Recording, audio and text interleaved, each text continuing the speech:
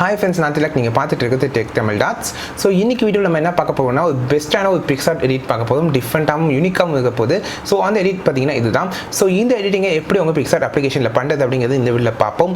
So இந்த tutorial watch பண்ணுங்கள் and உங்களுக்கு இது பிடிச்சிருந்துச்சுன்னா கமெண்ட் பண்ணுங்கள்.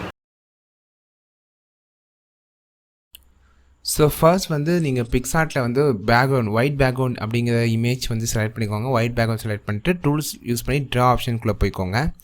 ஸோ இப்போ ட்ரா ஆப்ஷனுக்குள்ளே போன பின்னாடி பார்த்தீங்கன்னா ஃபர்ஸ்ட் வந்து ஃபுல்லாக அந்த ஒயிட் இமேஜ் மட்டும் ஃபர்ஸ்ட் நம்ம ப்ளேஸ் பண்ணி வைப்போம். ஸோ அடுத்ததாக நம்ம லேயர் கிளிக் பண்ணணும். லேயர் கிளிக் பண்ணிட்டு ஒரு எம்டி லேயரில் உங்களோட ஃபோட்டோ இன்சர்ட் பண்ணுங்கள். பிஎன்ஜியாக ஒரு ஃபோட்டோவை சேஞ்ச் பண்ணிக்கோங்க. ஸோ சேஞ்ச் பண்ணிவிட்டு அந்த ஃபோட்டோவை இன்சர்ட் பண்ணிக்கோங்க. ஸோ இன்சர்ட் பண்ண பின்னாடி ட்ரான்ஸ்ஃபார்ம் அப்படிங்கிற ஆப்ஷன் யூஸ் பண்ணி இது மாதிரி ட்ரான்ஸ்ஃபார்ம் பண்ணி கரெக்டாக வந்து ப்ளேஸ் பண்ணிக்கோங்க. இந்த ஒயிட் இமேஜுக்கு கீழே வந்து உங்கள் பிஎன்ஜி வந்தால் பிரச்சனை இல்லை. ஸோ இது மாதிரி ட்ரான்ஸ்ஃபார்ம் பண்ணிவிட்டு திரும்ப ஒரு எம்டி லேயர் செலக்ட் பண்ணுங்கள். ஸோ இப்போ அதுக்கு நம்ம வந்து ஒரு கலர் கொடுப்போம்.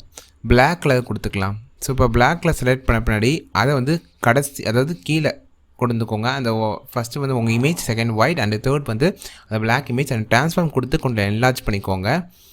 பிளாக்கை வந்து ஃபஸ்ட் என்லார்ஜ் பண்ணிவிட்டு அடுத்தது இந்த ஒயிட் அண்ட் உங்களோட இமேஜ் மூணுமே வந்து நம்ம ட்ரான்ஸ்ஃபார்ம் பண்ணி என்லார்ஜ் பண்ணணும், ரீசைஸ் பண்ணணும். ஸோ இப்போ வந்து செலக்ட் பண்ணி அடுத்தது ஒயிட் கலர் இமேஜை நம்ம திரும்ப ட்ரான்ஸ்ஃபார்ம் அப்படின்னு கொடுக்கலாம். கொடுத்து இந்த ஒயிட் இமேஜை கொஞ்சம் சின்னதாக்கி அந்த பிளாக் இமேஜுக்குள்ளே ஒயிட் இமேஜ் வர மாதிரி நீங்கள் ப்ளேஸ் பண்ணிக்கோங்க சின்னதாக. ஸோ இது மாதிரி ப்ளேஸ் பண்ணிவிட்டு அடுத்தது திரும்ப உங்களோட இமேஜை செலக்ட் பண்ணி ட்ரான்ஸ்ஃபார்ம் அப்படிங்கிற ஆப்ஷன் யூஸ் பண்ணுங்கள். அண்ட் அதை யூஸ் பண்ணி திரும்ப இன்னும் கொஞ்சம் சின்னதாக்கி இது மாதிரி உங்களோட இமேஜை அந்த ஃபர்ஸ்ட் நம்ம என்ன பொசிஷனில் வச்சுருந்தோமோ அதே மாதிரி ப்ளேஸ் பண்ணிக்கோங்க. ஸோ இப்போ நம்ம வந்து அந்த ஸ்ப்ளாஷ் வந்து நம்ம க்ரியேட் பண்ணும்போது அது வந்து ஒரு 3D ஆப்ஜெக்ட் மாதிரி தெரியணும். அதுக்காகவே இதை நம்ம பண்ணுறோம். ஸோ இதை ஒரு க்ரியேட்டிவான ஐடியா தான். நீங்கள் வந்து இதை வச்சு நீங்கள் இன்னும் வேறு டிஃப்ரெண்ட்டாக பண்ணணுன்னா பண்ணலாம். அண்ட் அடுத்த ஆப்ஷன்ஸ் பார்த்திங்கன்னா நம்ம வந்து ஒரு ட்ரான்ஸ்ஃபார்ம் பண்ணி எல்லாம் கரெக்டாக பொசிஷன் பண்ண பின்னாடி நம்ம வந்து இன்னும் எம்டி லேயர் க்ரியேட் பண்ணி அந்த ஸ்ப்ளாஷ் ஆப்ஷனை உள்ளே கொண்டு வந்துடலாம். ஸோ இப்போ எம்டி லேயர் க்ரியேட் பண்ணியாச்சு. ஸோ அடுத்ததாக கீழே ஆட் ஃபோட்டோ அப்படிங்கிறத கிளிக் பண்ணி ஸ்டிக்கர்ஸ் வந்து செலக்ட் பண்ணிக்கோங்க. ஸோ ஆன்லைனில் நீங்கள் வந்து ஸ்ப்ளாஷ் கலர் அப்படிங்கிறத சர்ச் பண்ணுங்கள். ஸோ ஸ்ப்ளாஷ் கலர் அப்படின்னு சர்ச் பண்ணோடனே உங்களுக்கு செகண்ட் ஸ்ப்ளாஷ் இந்த ஸ்ப்ளாஷ் நம்ம யூஸ் பண்ணுறோம்.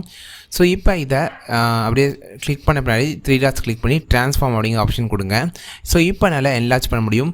நம்ம அந்த பிளாக் ஒயிட் இமேஜை தாண்டி வரணும். அதே நேரத்தில் பிளாக் இமேஜும் டச் பண்ணணும். அதை வெளியில் போகக்கூடாது. இந்த பிளாக் இமேஜ் விட்டு இந்த பிஎன்ஜி. ஸோ அது மாதிரி நீங்கள் வந்து இது மாதிரி செலக்ட் பண்ணிட்டு இப்போ அதை ட்ராக் பண்ணி உங்களுக்கு பின்னாடி கொண்டு வாங்க. ஸோ அதாவது இந்த இடத்துல பொசிஷன் பண்ணுங்கள். ஸோ இப்போ பார்த்தீங்கன்னா உங்களுக்கு அது ஒயிட் கலர் தாண்டி வர மாதிரி ஒரு 3D இமேஜ் மாதிரி நம்மளுக்கு தெரியும். அதே நேரத்தில் பேக்ரவுண்ட் பிளாக்காக இருக்கிறனால உங்களுக்கு அந்த 3D பொசிஷன் தெரியுது. ஸோ இப்போ ஓகே கொடுத்துட்டு நீங்கள் ஹோமில் வந்து உங்களுக்கு மேலே டூல்ஸ் ஆப்ஷன் இருக்கும். அதை கிளிக் பண்ணி க்ராப் அப்படிங்கிற ஆப்ஷன் யூஸ் பண்ணுங்கள்.